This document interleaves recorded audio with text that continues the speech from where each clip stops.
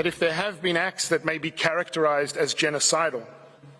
then they have been perpetrated against Israel. Իսրայելը, որը Հաագայի դատարանում դատվում է Գազայի ցեղասպանության համար, այժմ շրջանառության մեջ է դնում հայոց ցեղասպանության ճանաչման թեման։ Նեթանյահուի այս որոշումը շատերը համարում են ոչ թե որպես պատմական արդարության վերականգնման անկեղծ քայլ, այլ քաղաքական հաշվարկ։ Առավել ևս, որ նույն Իսրայելը 44-օրյա պատերազմի ընթացքում եւ դրանից հետո շարունակել է զենք մատակարարել ցեղասպան Ադրբեջանին։ Հերթական անգամ ոնց որ մեր ցավը, մեր խնդիրը, մեր թափած այրունը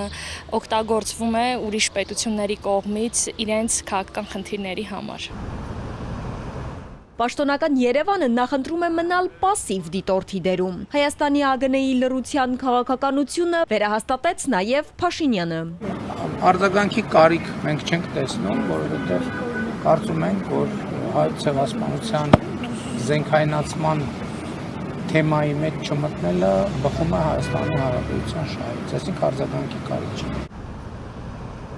Ինչու հիմա, ինչն է ստիպում Իսրայելին տասնամյակների մերժումից հետո հանկարծ շրջադարձ կատարել եւ օրակարգ բերել այս նախագիծը։ Պարզ է, որ Իսրայելը փորձում է հակադարձել իրեն խիստ քննադատող Թուրքիային։ Ըստ փորձագետի, սա իմիջային ու տեղեկատվական պատերազմ է երկու պետության միջև, որտեղ հայկական գործոնն օգտագործվում է որպես հարմար գործիք։ Անկարան այս ամենը հասկանում է։ Իսրայելի քայլը պաշտոնական մակարդակով որակեցին որպես սեփական հանցագործությունները քողարկելու փորձ։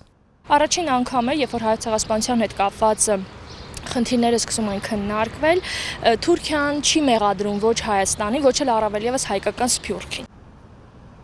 Թեև նախագիծն արդեն ուղարկվել է Քնեսեթ, փորձագետները հորդորում են զերծ մնալ ավելորդ պատրանքներից։ Երկու շաբաթ հետո Իսրայելի պարլամենտն արձակուրդ է գնում, իսկ աշնանը երկրում տեղի է ունենալու խորհրդարանի ընտրություն։ Եթե իհարկե Նեթանյահուն նոր պատերազմ չձեռնարկի։ Բացի այդ, ռեալ քաղաքականության տրամաբանությամբ Իսրայելի ամբողջական ճանաչումն անգամ դժվար թե հանգեցնի էական գործնական հետևանքների կամ փոխի տարածաշրջանային ուժերի դասավորվածությունը։ Դրա վառ օրինակն է Միացյալ Նահանգների փորձը։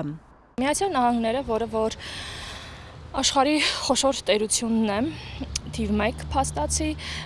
եւ մենք սպասում էինք հետազոտողներս գոնե, որ նրա կողմից ցեղասպանության ճանաչումը պետք է հանգեցնի այսպես շարքի, որ աշխարհի շատ երկրներ կճանաչեն հայոց ցեղասպանությունը։ Բայց նման բան տեղի չունեցավ, չէ՞։ Հետևաբար սա էլ որևէ ռեալ քաղաքականության ոլորտում